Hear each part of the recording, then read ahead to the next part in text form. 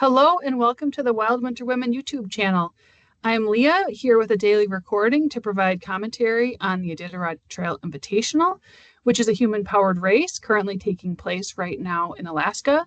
Today is currently the evening of Friday, March 21st. And tonight I'm joined by Julie Perilla Garcia, who is the women's winner in the 1,000-mile race on bike. She finished in 20 days, 2 hours and 50 minutes. This is her first time completing the 1,000-mile race. She finished the 350-mile race twice before, once in 2015 and then once in 2016, which is when she and I met, and Julie beat me at the finish line by probably 5 or 6 hours. I don't remember exactly, but you might remember. I was still on the trail. And then, COVID happened for a couple of years, so the race was a little bit disrupted. And then she came back in 2023 to be in the 1,000-mile race, which was on the southern route. She and I rode together a bit in that, but then unfortunately had to drop due to a knee injury about halfway through the race at the checkpoint in ghost town of Iditarod. And then took 2024 off, and then now is back in 2025, intending to ride the southern route again, but due to a last minute change a week and a half before the race, the route changed to the north route. So Julie just completed that. And so we're here today to talk about that. So welcome, Julie. Thank you for being here. Congrats on your race. I'm really excited to talk with you and hear about your race. Thanks, Leah. Really good to be here. I'm glad it's you who's interviewing me. It's someone that I know pretty well from the trail. So happy to be here. Yeah, great. So in a nutshell, how would you say that it went? Well, I made it, which was the goal, the main goal. Sure did. Finally, after, I guess 10 years in the making from the first time I went to McGrath. And you mentioned that I took a break. I did 2015, 2016, moved to Colorado and took a break from this race because I was like, how do I train for this down here? I lived in Anchorage previously and, was able to just ride out my door onto the snow. And so coming back in 23 and having to scratch an Iditarod was pretty disappointing. You planned for so long. And so it just feels good to finally finish it and be part of this kind of exclusive group of female finishers that have made it to Nome, which is awesome. The trail, as you know, has probably heard, it was fantastic the whole way, mostly rideable. So I think I only pushed maybe 40, 50 miles and that most of that was on the sea ice crossing to Koyuk. So just awesome trail for riding, super fun downhills, great climbing. The rivers were mostly hard packed ice, and we had so many nights of just kind of rolling in warm weather into the sunset, which is unheard of on this trail. Mm-hmm. So yeah, it was, somebody asked, I think Sunny asked me in Roan, are you disappointed that it's so easy this year? And I was like, no, I just want to ride my bike. I've done the 50 mile per hour winds, the 40 below, the pushing through deep snow. We've done all of that. And I'm like, I just want to have a nice ride. So it just kept coming. We would be like, well, this weather's going to have to change eventually, and it didn't, and it stayed warm but not soft trail, which is crazy. And the days just kept coming and coming. Maybe after Shaktoolik, we hit some soft snow and got into the typical ride 10 feet, fall off kind of thing, get into a rut. But that was 12, 13 days in maybe. So, and then the sea ice, was the hard part, but I know it can be a lot worse. So really lucked out with the trail and the weather. And that's kind of what I wanted, to just be able to ride at this point and just have a good time. So yeah, it went and really that's well. awesome. And I don't believe that there's any such thing as an easy ITI. Just for the record, there might be conditions that are faster, but it's never easy. yeah, no, not easy. I don't want to Yeah. diminish it for, the Yeah. experience, but Yeah. I know some of this, I've heard some of the stories that you've had, like even just like the sea ice and stuff like Hmm. that's like, and I know it could be way worse. So Hmm. I think we got pretty lucky. And for me, that always like makes me feel really grateful when like you think like, oh, yeah, remember the year and like, was it 2013 or whatever when they got like 2 feet of snow and then it was 40 below and windy. And, it's Yeah, like when you think of like, oh, yeah, it could be so much worse right now. And right. this is what we have right now. So it's so Yeah, cool. exactly. Like I think also like you are just happy to be riding, even if it's 2.5 miles an hour. Like so if you've experienced those hard days on the trail and but you where you had to push a long way, like if you're just rolling at 2.5 miles an hour, you're like, this is great. I'm on the bike, like moving forward at a reasonable pace. Yeah, So yeah. that's great. Can you talk about the crossing of Norton Bay and how that went? Yeah. So I was riding with Carl Booth the whole time, so we were kind of making strategic decisions along the way, and we had slept in Shaktoolik the night before, and we wanted to make the whole push all the way to Koyuk, so that was the plan. So we woke up, I think, at 2:30 in the morning, and that we ended up getting to Koyuk at midnight, like the next day. So Wow. we walked most of that. We started out from Shaktoolik in the dark, and the headwind was already pretty strong, and the trail was a little drifted in, but we could ride, so we were kind of trying to like switch being in front, and then got to the cabin, Little Mountain there, and Janice and Matt were there, and Ryan. Janice and Matt were taking off. I took a little nap in there, like, but it wasn't super warm, so I remember it was kind of like a shivering nap, Yeah. but enough to like keep me going. And then we left there at And wait, sunrise. was it like the cabin was like howling and making noise? Oh Like yeah, the stovepipe or something outside like whistles or howls when it's it really does. windy there. Yeah, it makes And you this, not want to leave there. Like yeah. even though like once you get moving, you're fine and comfortable, but like yeah. So we probably stayed there for 2 hours, and then really awesome sunrise coming up, like and then like the headwinds really started to pick up at that point. It wasn't super cold, but I knew we had 30 miles to go, so that was one of the times when I was a little bit nervous because I know you're going out into this unknown like space and it's 30 miles away, and I know it can get really cold. The headwinds can pick up like all that. So just wanted to keep moving, and so we pushed, I don't know how many more hours, 15 hours, like to Koyuk, headwind the whole way. And I don't know if anybody else talked about the like illusion or if you've seen this of the lights of Koyuk at night. Like, so it felt to me like it was getting closer and bigger and then getting farther away.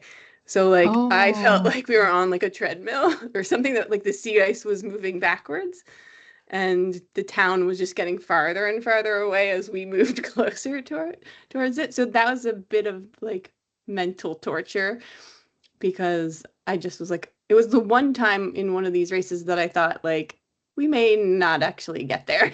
Like we're just gonna be on this treadmill forever.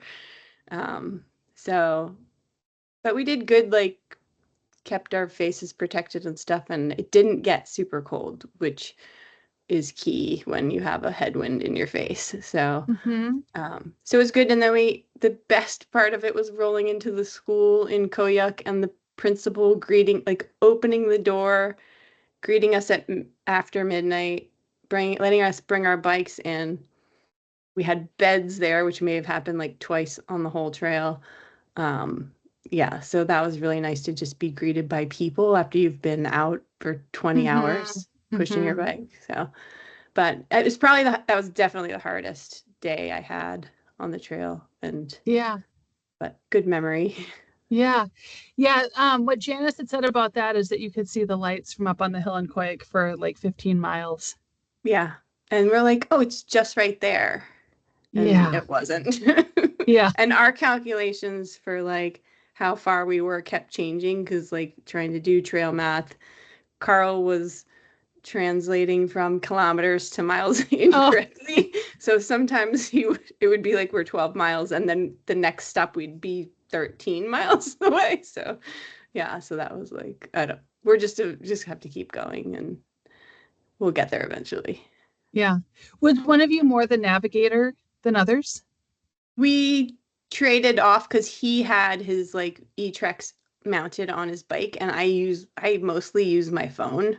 Hmm. But so we were trading off like when we would, like sometimes his E-Trex would die because it was running off of his like hub power. Oh, cool. Yeah. And so yeah, so or his battery here he had like a battery pack in his pogies that wasn't working and then we'd switch to mine. That day I mean, there's not really much navigation you have to do. You just follow the markers. Hmm. But like on days when it's super cold, I don't want to pull my phone out and take my gloves off. So we were kind of alternating navigating, which was helpful. Hmm. So can you talk about his front hub? I didn't realize he had a generator hub on the front. It's That's like really cool. I think it's a dynamo. Hmm. Is that what they're called? Yeah, Hmm. and it powers his light, and then I think he can plug into it as well if there's extra power. So, but I think he also had a battery stuck in there in his pogies connected to the E-Trex because he didn't want to use a lot of like lithium batteries. Hmm. Yeah, I was going to ask if he used it to charge things or more just run the lights and the GPS. Just to run the stuff. Yeah, I don't think it Hmm. was enough power to charge, but I could be wrong. Yeah. And do you think, because the concern with that is like it takes watts away from you. Do you think it slowed him down? Did he ever complain about that, or do you think like it didn't really? I don't know. I don't think it did. I think he's a bit faster than me. Like in general, like I think he could have gone faster. So if it slowed him down, it was good for me so I Yeah, could keep up. yeah. And he didn't mention it at all. Like I don't think it bothered him. Yeah. Mhm. Cool. Yeah, I feel like if it had bothered him, he would have complained like, "Oh, this thing's slowing me down." Yeah, for sure. Um, so when did you? So you rode with him pretty much the whole time. It looked like on the tracker. Did you decide to ride together before the start, or did it just kind of like happen, kind of in the beginning of the race that you realized you were the same, like or a similar speed? We decided ahead of time. Yeah, Hmm. so we met, you actually introduced us in 23 at Ben Talet. And then, so in Funny. 23, we hung out a bit and kind of were getting to the same checkpoints towards the end of the race. And then he helped me. I don't know if you remember, but I had a seat pack on the back of my bike and it just got shredded from all those moguls and it was like hitting Mm. uh, my tire, my setted tire. And so Kinsey Loan, we checked with Kyle. She get like if I could do this, but she gave me her rack, and I switched to rack and panniers in um in McGrath before we moved on. And so he helped me with that. And then we kind of kept in touch, and then talked about doing the 1,000 together. Leading up to the race, I was like, I think he's going to be faster than me. I don't want to slow him down. So I was kind of like resisting a little bit, like, no, like if you are faster, you should just go. But then we ended up kind of being the same speed. He was a little faster. I was faster on the downhills, like some of the downhills and some of the flat stuff, or like when I could float. Like on the sea ice, I could ride and he would walk at the same speed kind of thing. Like, so Hmm. he would just walk behind me. So yeah, we had really kind of planned to stick together and it's way better. Like it's just like having someone to help with the chore. Like when you get to a cabin and you have to Hmm. light a fire, you have to melt snow, as you know, like sharing all of those chores is better. And then just I had all these like podcasts and stuff downloaded for when I get bored on the trail. But like if you always have somebody there, just like to entertain you, it's Mm-hmm. it makes it a lot more fun and it makes the time pass. So yeah, we had a good time. That's great. So were you riding close enough to talk a lot of the time? Or would We you rode like separate? It depended, like on the rivers where it was ice, like we would ride side by side and just chat, which was Hmm. slower, but it just was more fun. And then when he would ride in front, he would go kind of off in the distance because he was faster. Oh, and then when I would get tired or at night, like I would ride in front and then we would just chat and like just to keep me awake because the hours between like 11 p.m. and 2 a.m., like I just start falling asleep on the bike. Right. And so so it was good to have like he would just ride behind me and we would talk and he would keep me awake. So it was Hmm. good. Yeah. That's great. That's really nice. Yeah, there were a lot of pairs in the race this year, between like Janice and her brother Matt, Yeah. the three Italians. So it's like a trio. Right. I'd have to go down the whole list. Jan and his wife on skis Oh in the yeah. 350. Um, uh, anyway, yeah, there were lots. Yeah. I think it's a good way to do it. Yeah, for Hmm. sure. I Hmm. mean, so I, always was like, I want to be able to do this on my own. Like a lot of like a number of women who've gone have gone with their husbands or with their partners, and that's great. But I was always like, I'm going to do this by myself, completely alone. But that's not fun, like No. even when we like left McGrath together in Yeah. 23 and like rode for a while, it was just way more fun that way to share like cabins with people. And Hmm. I think it's more important than just trying to prove something that you can do it on Hmm. your own. Like, Hmm. Yeah, and I feel like the decision making, from a group is oftentimes better than just like someone, especially someone who hasn't been there before, right, doesn't know the terrain or kind of like, what's coming next. right. Yeah, we had So Ryan Landless, who you know pretty well this year, yeah. like just also bouncing ideas off of him because he knew what was coming and what Hmm. cabins are good, which ones won't have wood, that kind of thing. Like, that's not realistic for you to stop there. So you either need to stop before or keep going and just getting sort of knowledge from him on the train and that kind of thing. Like Ryan always readily like shares his trail knowledge, which Hmm. is fantastic. So that's really helpful. Hmm. Yeah, and I feel like he's good at like having his finger on the pulse too. Like I feel like he communicates with a lot of people. So Yeah, he kind of like has the latest info right. on He what's does what. the weather and where people are and stuff. Yeah, for sure. Yeah. Yeah.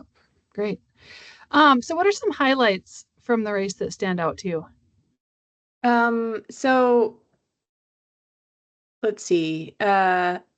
My bike setup is finally dialed in after doing this for like 15 years, which I was really happy with. I wouldn't change probably anything.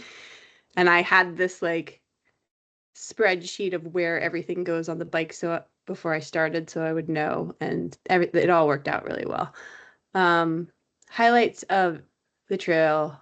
Let's see, on the trail. My birthday was the day we went over Rainy Pass. So it was probably one of the best birthdays I've had, waking up in the bunkhouse, riding up to Rainy Pass in completely calm weather, like not even like a little bit of wind. It was totally in shock. Like we got to sort of where you're turned into the valley, um, rode almost the whole way up. And just there's two like steeper sections that we pushed up, but rode to the actual top of the pass, which I've never done before.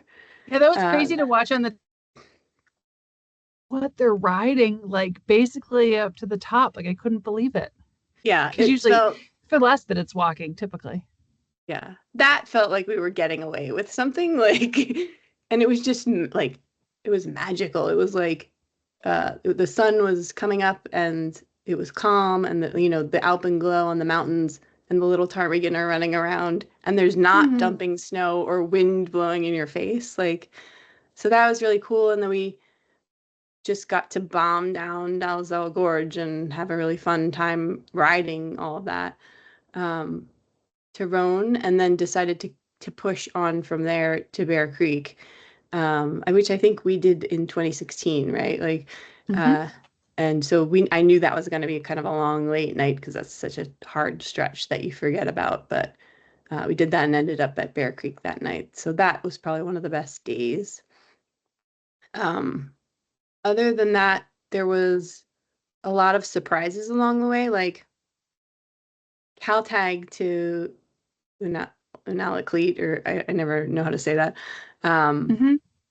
that was really cool stretch. Like, and we had, which was a surprise. I was picturing it like just open tundra, but like, so to get up Mm-hmm. it to that pass and have the forest and all that. And then we had just like an ice highway, which was almost like a single track. It was just the snow machine track across there, and it was completely hard packed. So just Mm-hmm. rolling through there was really awesome. We stayed at the old woman cabin, which I really liked. And then let's see what else. Some of the shelter cabins were really cool. Um, the Caltag school I liked. It was like kind of Mm-hmm. cozy and like a really good checkpoint. Yeah, I wish I would have stayed in the top cabin because we didn't quite get there. But that Yeah. is cool. I definitely want to go back at some point and stay there. Yeah. So, Yeah, that's great. So it's for people watching, it's like about 50-ish miles before the end. It for sure is by far the has like the best technology. Like you can charge devices. There's like USB chargers. There's a great stove. There's a nice drying rack above the stove.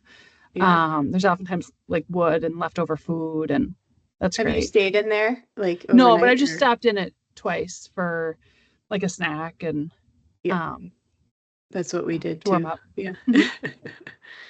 Yeah, so lots of highlights, but yeah, the surprising ones were the best because it was like, oh wow, I thought this was just going to be another slog, and the trail was hard packed and it was just beautiful. Hmm. Cool. So what are some things that you thought were easy but turned out to be hard? Ooh, good question. Uh, the Yukon River, like we had just climbed all those hills up to Ruby on the road, which were just slogs, and as you know, and we also were having to pedal downhill on those stretches just because of the consistency of the snow. Mm. So I had a hard time into Ruby and was just like, I cannot wait to get on the flat river. And we get on the river for an hour. We're like, this is amazing. This is beautiful. We're at the Yukon River. And then we had the tailwind, but it wasn't helping because it was not really moving us and it was just blowing drifts into the trail. So the Mm. trail was disappearing. Like I think Janice and Matt and Ryan were ahead of us. We were trying to follow their tracks and their tracks were just gone. And at times Carl's tracks were gone and he was only like, less than half a mile in front of me. Um, and then it's just like river and river and river and river, no break like on your legs, just constant friction. And so I thought it would be nice to get back to the flat stuff after doing all the hills, but then, that gets really hard too. I'm Hmm. not like a road rider or a gravel rider really. I do mostly mountain bike, so I don't have that like no rest days Right. like that. Yeah. So And also I could see like mentally just kind of it feeling like a grind if you're not just used to like sitting on the road and just right. spinning.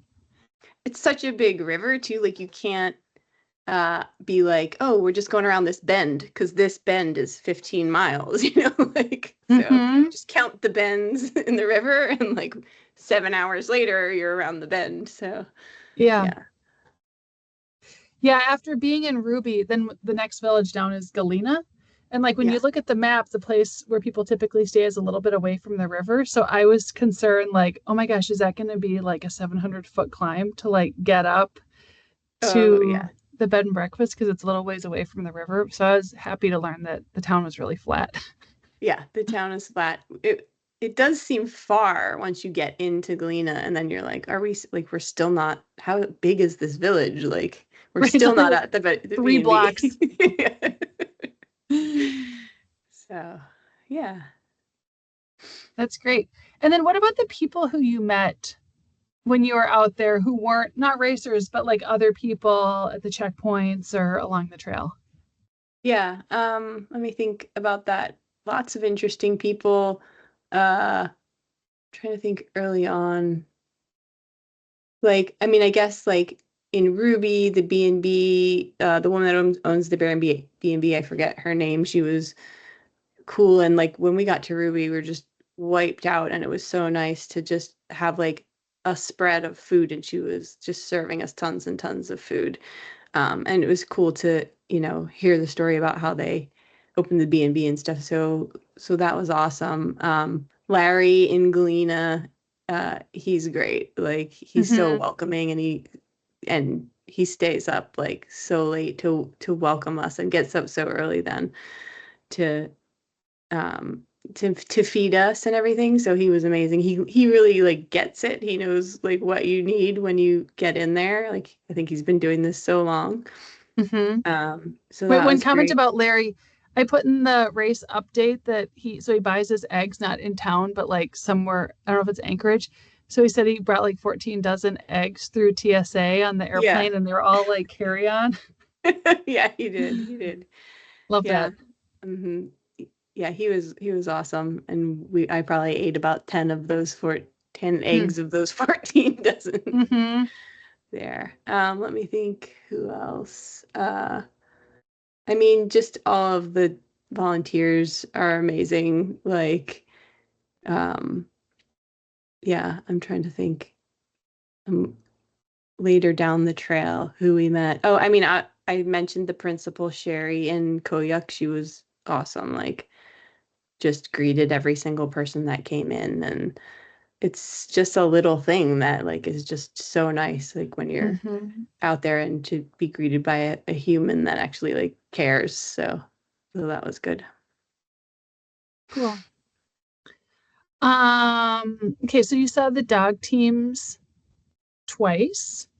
I have to say you're so lucky to have been able to see them twice because in a normal year you just see them, come by once and after a couple of days that's it, they're gone. Yeah.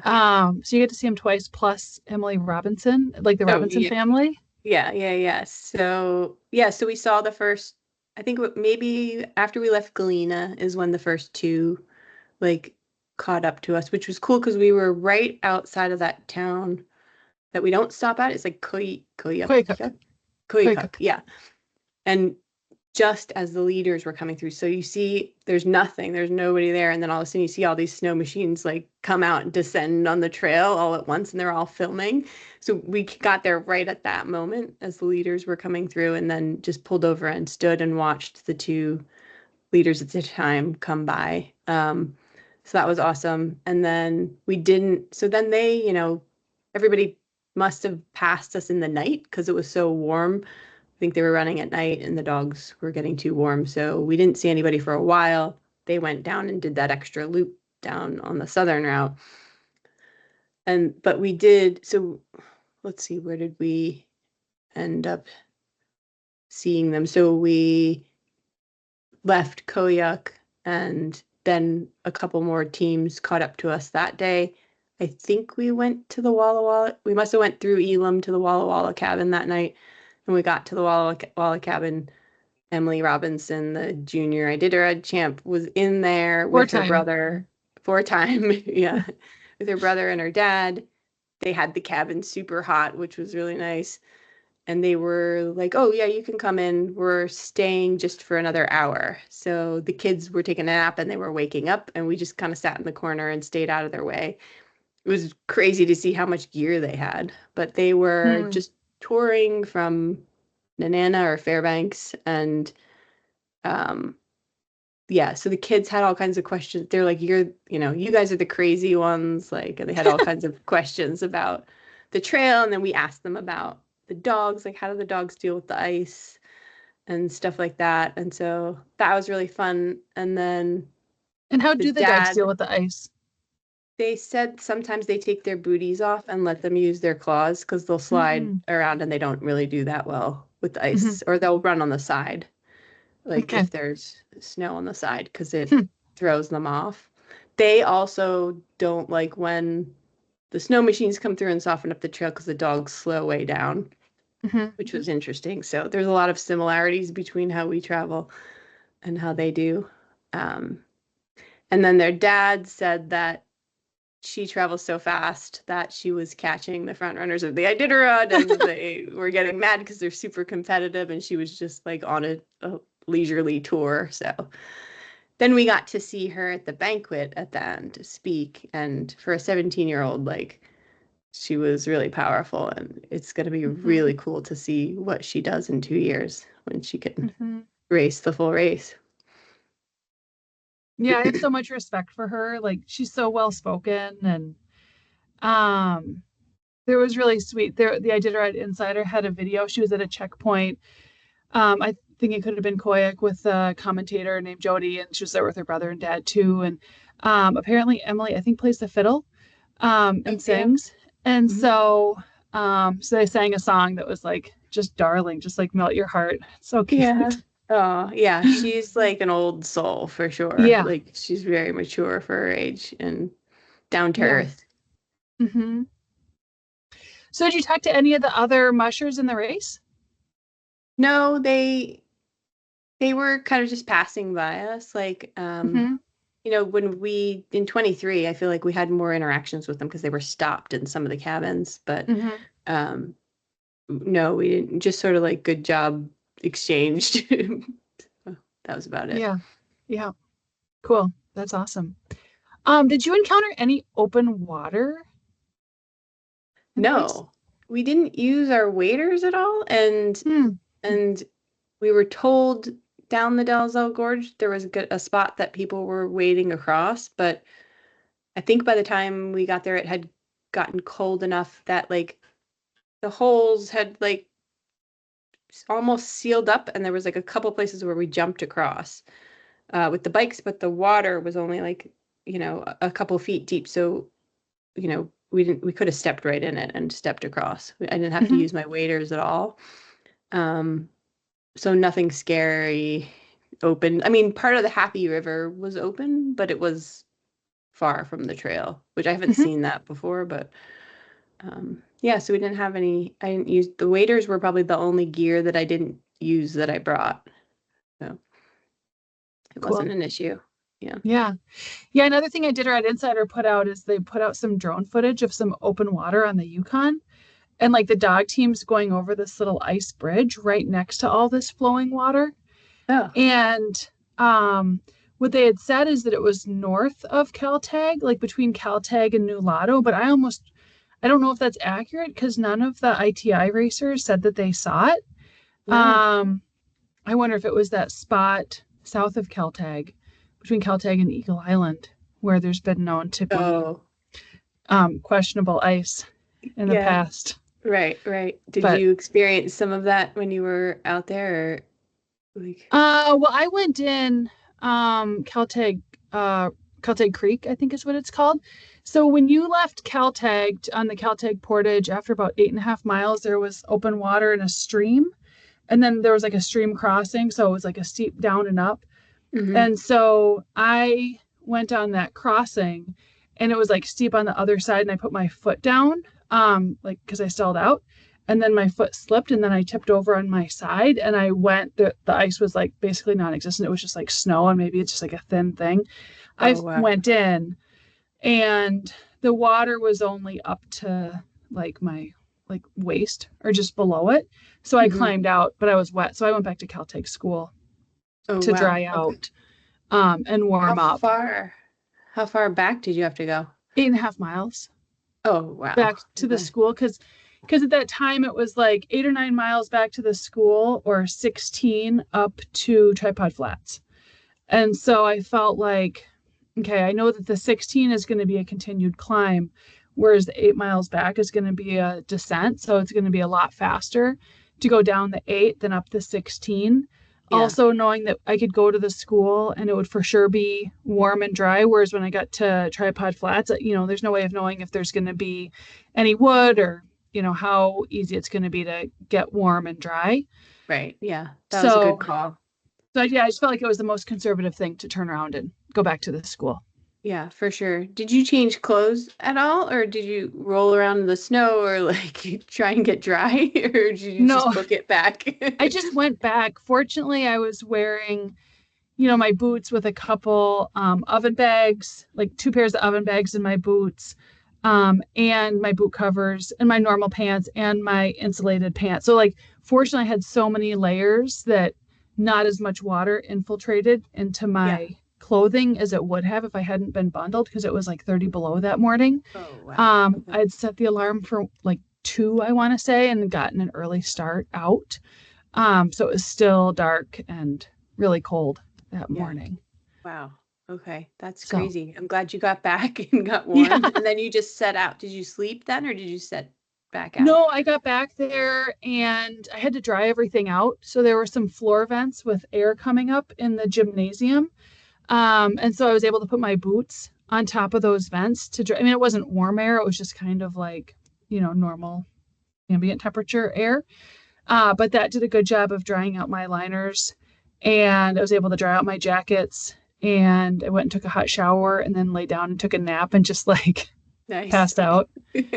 So I don't know how many hours I lost total. I started up again. It was like kind of after lunchtime. So, I mean, lost like, at least half a day Yeah. on that Okay. whole escapade. Because then that night I only made it back up to Tripod Flats.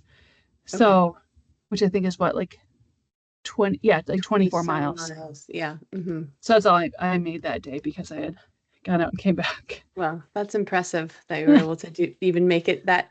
I would probably have been like, I'm gonna sleep for 2 days now. Right. Like, Yeah. Yeah. cool. Well, that's good that you never saw any more open water. Mm. Um, so is there anything you said that your setup took a few years to get dialed in? I guess what Yeah. did you change for this year? What worked well about it? Let's see. So I had the panniers. I still have Kinsey's rack and everything. I just bought it from her because she bought a new one.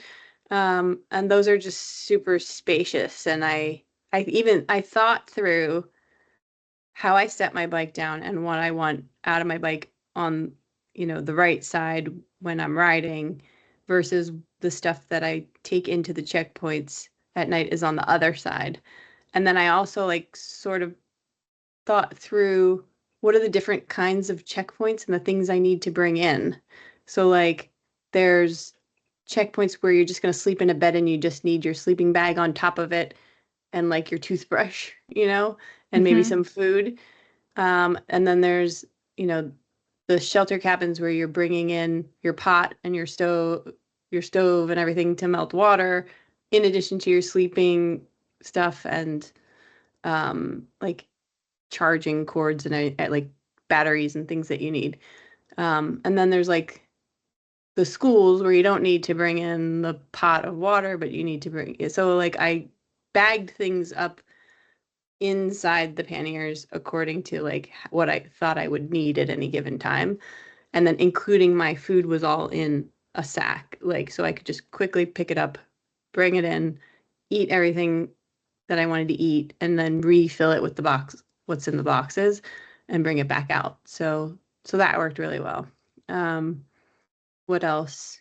My pogies have like stuff that you need access to fast on the bike. So like changes, like the zippered pockets underneath the pogies have all of my change of balaclava goggles, um, my all of the different gloves and mittens and stuff like that. And then I have a pocket on the front that's like a Rockgeist harness with an extra pocket with my sleep system. And that has my warmer layers. Like, what do I need if it gets really cold? Like, Mm-hmm. and I took 2 puffy jackets this year. So in there are my puffy pants and uh an Ibex wool hoodie, which like I can wear while I'm riding, and if I sweat, it still stays warm. So that was a Mm-hmm. new addition. Um, And then the frame bag, I put stuff that I never need to bring inside. So tools and tubes and wiggy waders and like hand warmers and stuff like that. Yeah. So it took years to get to that point, but I felt like really good about it. It was pretty light. So yeah, it worked out really well. That's great. That's smart. Yeah. Because yeah, I feel like you always get to not you, but like I always get to somewhere and I'm like, okay, what do I need now? Yeah. And sometimes it's It's like kind of everything. yeah, everything, and it's all over the place. That's how I traveled in 2015 and 2016. Like I was Yeah. just stuff everything Yeah. and it wasn't like I had the seat pack for so many years, which I will not go back to in the winter where you're like rustling through it and trying to pull stuff out of it and you don't know what you need. And then it's really hard with cold hands to kind of roll it back up and all that. So the Mm-hmm. panniers are nice. Like you just unzip it, pull out what you need and Mm-hmm. go. Yeah. So Because I remember in that cabin in Ophir in 2023, it was a long walk post holing through the snow. yeah. So Yeah. And we got fortunately, there and it was like keep out or something like that. But it yeah, was like an iron dog cabin, right? I Like, think, yeah, yeah. we'll go with that. So, yeah. So a long walk post holing in the snow. And fortunately, we were able to get everything in one trip. I don't think Yeah. anyone forgot anything on their bikes that night. No, if we did, we didn't need it. Yeah. So, and then we were just kind of hovering over the stove, like cooking, because we couldn't start a fire in that Mm-hmm. scary wood Mm-hmm. stove. Mm-hmm. I think that was my best night of sleep on the trail that year, though, because I don't know, it was a warm night. I had warmed up. Yeah. Yeah. So, Yeah. Fun. Um, so you finished the race. Was it maybe Saturday that you yeah, Saturday finished? night. Hmm. And so after that, you spent a little bit of time in Nome. Yeah. What was that like? It was fun. I never realized how big Nome is, like, and how populated the area is. Like, people coming from, I kind of thought Nome was like the end of the line there. I didn't realize there was like Teller, and there's a Hmm. road to Teller, Council, like, and you can keep going north. So let's see, we got there Saturday. They immediately told us no flights till Wednesday because the Iditarod, like everybody was leaving. Um, so we just kind of ate a lot and rested that night. And then Sunday we went to the Iditarod banquet, which was super cool. Uh, Obviously the like all you can eat food was amazing. Prime rib and shrimp and like brownies and stuff. So that was great. And then just kind of seeing the culture of like there were no seats left at the tables, so we sat on the bleachers like kind of all lined up in our finisher shirts. And yeah, it was just cool to see the culture of the Iditarod and like all the awards. And then Emily Robinson spoke and did a really great speech and like motivational speech about, how the race needs to continue. And um, so that was awesome. Like that was really fun. Um, what else we did? So then my friend Nelta came to relieve the volunteer there. She's still up there. She's going to be greeting the last few racers coming in. And so that was really nice to have her there because she's the kind of person that will look up all the things to do in a town. And so we did all the things. Like Mm-hmm. we visited all the bars. In one of the bars, we played all the games. Like we played pool and darts and Jenga. Um, we went to the museum and we went to the hospital and Mm. they have a really nice cafeteria there for cheap. And isn't that like the most expensive? I've heard the statistic. It's like the most expensive private building ever built in Alaska or something. I mean, just there's like some superlative about how much it costs to build. I don't know the stats, but like it was really nice. Like Yeah. it seemed out of place for Yeah. sure. Yeah, but nice facility. Hmm. Some of the locals like Carol and like Nora came and brought us food, and a woman named Sarah, I'm forgetting her last name, but she is going to do the 150 next year. She wants to do 150, 350, and then go to Nome. they all were really cool. They stopped by the house that we were staying at and brought food and stuff. Talked about just what it's like to live in Nome was cool. Like Nora went through like kind of all the local foods, like the subsistence foods and how they use seal oil and stuff like that. So that was really interesting. So we actually I think I'm glad in the end that we kind of got stuck there, because I probably would have maybe booked a flight out the next day and not really got to experience that. We also met a senator who sat down at our table at the bar one night. I can't remember his name, Neil something. But he sat down with us and was showing us all the places that you can go north of there. So, and where the snow machine trails are, and showed us a map, and like there's hot springs north of there. And so we started Carl and I started scheming, like maybe we could tour from here, like fly into Nome at some point and keep going. So that was interesting. Yeah. Cool. That's awesome. And then the flight, can you talk about the flight out of Nome? And who your captain was? Yeah. Yeah, so our captain was Jody Harskamp, which probably a lot of people who are watching this know. And it was really good to see her, because I had met her in 2023 when we raced. And she's just so much fun. And she came back and greeted us. And then she, before we took off, she announced Jesse Owens was on the flight who won the Iditarod, and then she announced there were 4 of us who had done the ITI, bought us drinks, and yeah, and then we did a little photo shoot in the cockpit after we landed in Anchorage, which was fun. So yeah, she's awesome, and I think she's thinking about eventually going to Nome as well. So that'll be fun to watch. Yeah, for sure. So for people watching, she lives in Anchorage. She's a pilot for Alaska Airlines, and she raced in the 350 in 2023, and she's super fun. Yeah, she is. Yeah, and there's a picture of the 2 of you, her in the cockpit and then you sitting in the cockpit seat. And I just love it, because it just I think of like women supporting women. Like, that's so cool. Yeah, exactly. I rode with Jody for a little while, like from Ben Tallet to probably Finger Lake. And she's so much, like, if anyone watching does the race with her, just hook up with her, because you're going to have a lot of fun on the trail. And she was just like, I'm taking 10 days and just taking the full time. This is my vacation. And she's super positive and really fun person to hang out with. Yeah, cool. So did you have any big lessons learned from this experience, or any things that you're like, oh, if I had known, or if I were going to do this again, I would make this change or tweak, or I would do it the same way again? Yeah. Traveling with someone is better. I've already mentioned that. I think like just kind of going along and having fun along the trail and connecting with the people around you and sort of living in wherever you're at is the right way to do it. Like, kind of did that this year, instead of thinking about how far I have to go or worrying about what the weather is going to be or how long it's going to take.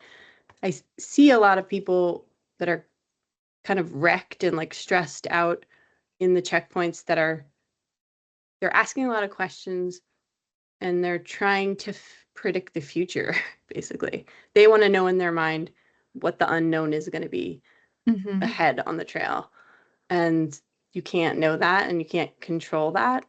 And so my advice is just like, have fun where you're at and enjoy where you're at. And it's probably going to suck at some point and you're going to have bad weather and you're going to have bad trail, but you can't control that. So just keep going, and have fun where you are, like that's kind of how like me and Carl's like way of doing things along the trail. And that worked out really well, because I've spent a lot of time on the trail just worrying like that too. Like, I'm guilty of that. What's going to happen? I don't want to keep going forward, and it's going to be fine. Like, you just gotta, you'll figure it out and just keep going, and don't worry too much about how long it's going to take or what the weather's going to be. So that was the main thing. And then, so wait, can I just say one quick thing? Yeah. As you were talking, so like part of like my philosophy is like the race in a lot of ways is an analogy for life. Like there's a start, there's a during, there's an end. Like is it about the journey or the destination? And so everything you said, like if you were to like rewind this and listen to it and think about you're talking about life instead of the race, I think that's really like cool advice. Like you just said, Yeah. don't predict the future, just enjoy where you're at. It might take a long time, but just keep going. Like that's Yeah, really yeah, yeah. cool. Okay, yeah, I didn't even think of that. But yeah, I think there's a lot of parallels. Like part of the reason that I do this is because like if you get through something like this and it's really hard and you take that strategy, then you can do that and it carries over into your everyday life. So like Mm-hmm. things at work don't seem that hard anymore when you've been through like more difficult things on the trail. So um yeah, yeah. I hadn't thought about it that way.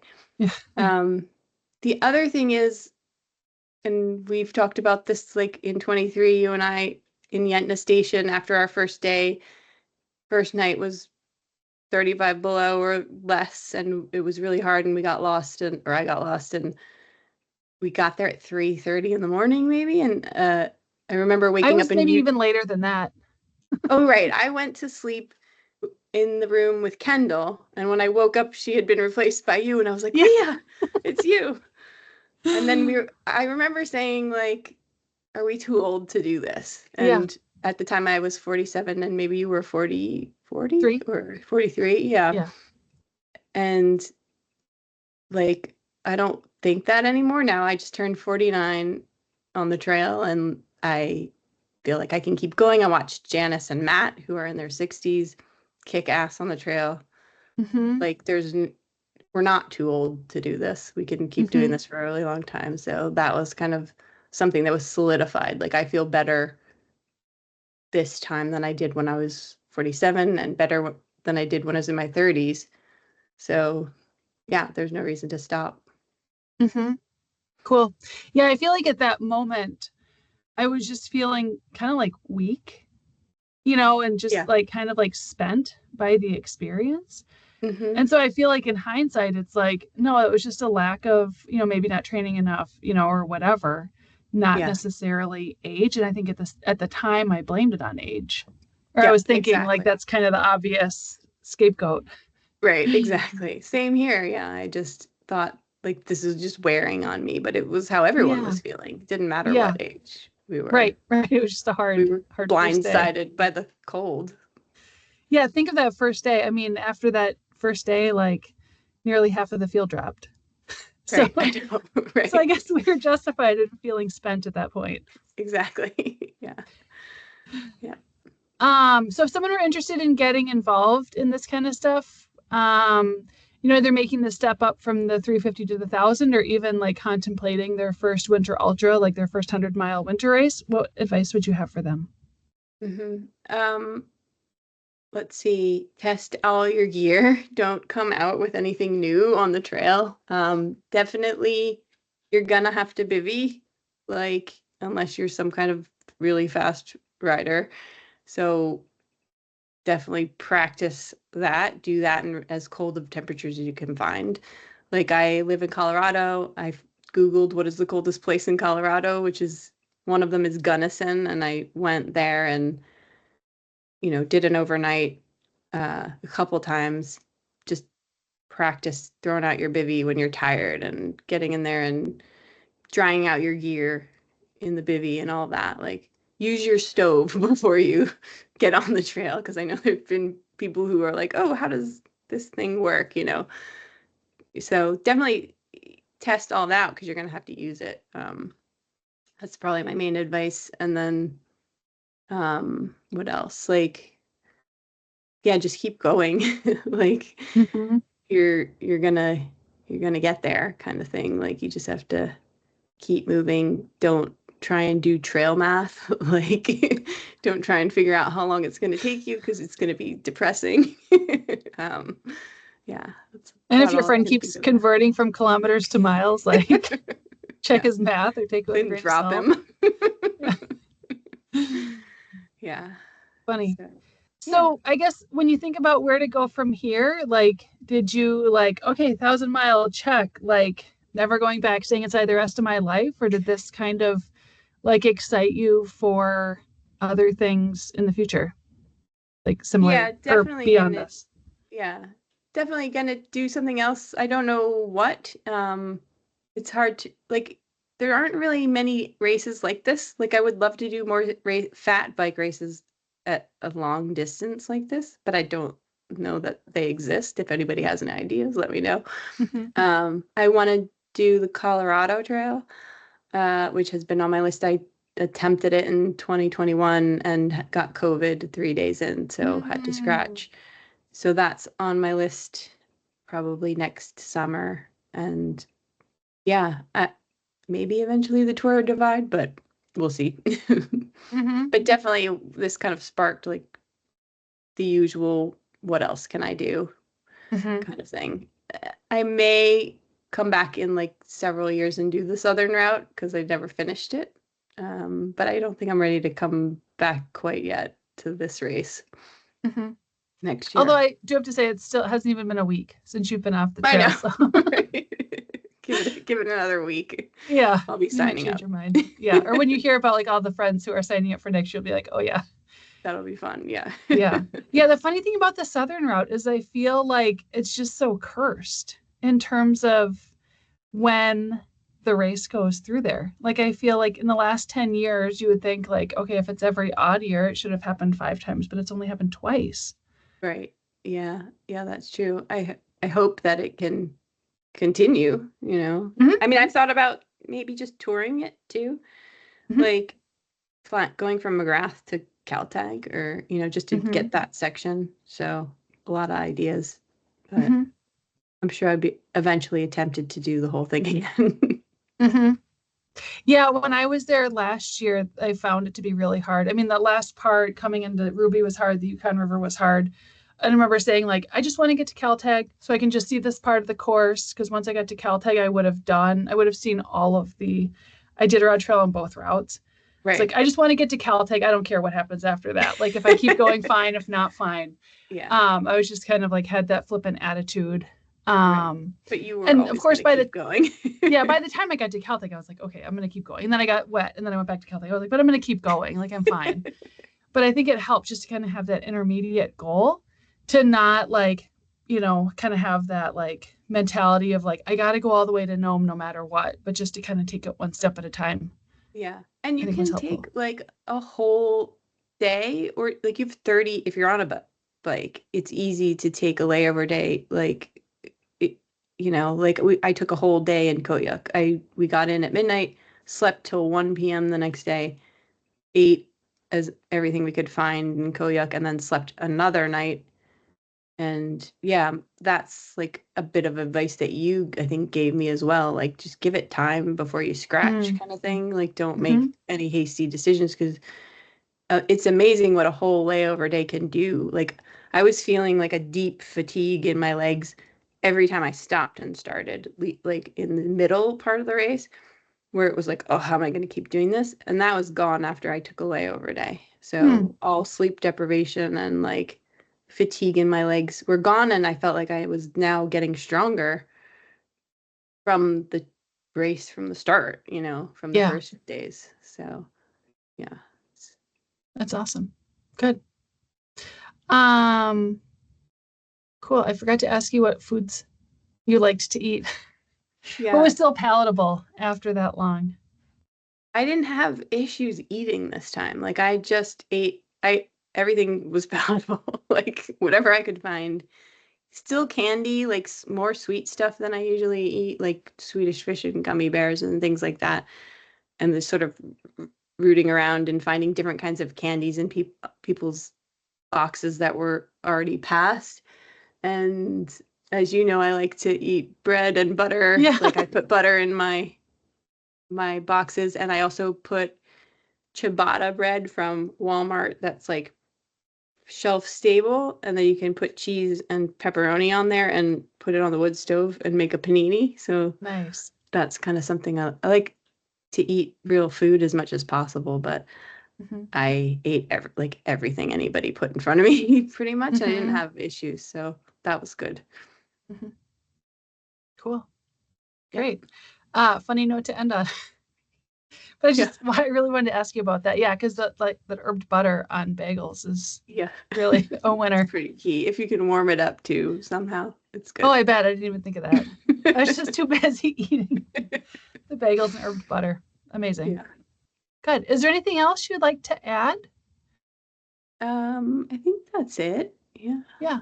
Just yeah, I just wanna yeah, if there's women watching, like you should definitely do this. Like encourage women to get out there. There's a lot more than even when we did it in 2015 and 2016. So that's really cool to see. But yeah. Awesome. Well, great. Thank you so much. And congratulations on the win. Thank you. It's good to How chat with cool is, you. yeah, you get that champion patch, hopefully. Yeah. I got a little Awesome. wood plaque. Yeah. Oh, great. That's good. Okay, so I'm going to give a quick update as to what is happening. We have for athletes who are still out on the trail, we have the men's leader on foot, John Rickner, with Eric Bassett. It looks like John is a little bit ahead, and at this point, they have just 15 miles to go, and no, 10 miles to go.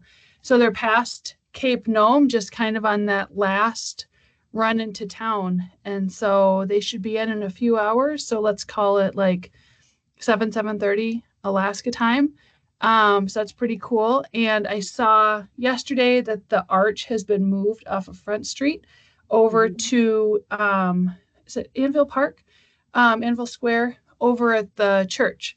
Yeah. And so so when they get in, I'm assuming your friend will see them and then lead them to that arch so they can get a photo of themselves under it. So so it's going to be the first skier and the first foot athlete to finish in the race, and their time is going to be 26 days and about maybe 4 or 5 hours. And then also we have two other racers in the race, Kari Gibb, and they're both on foot, Kari Gibbons and Peter Einemann.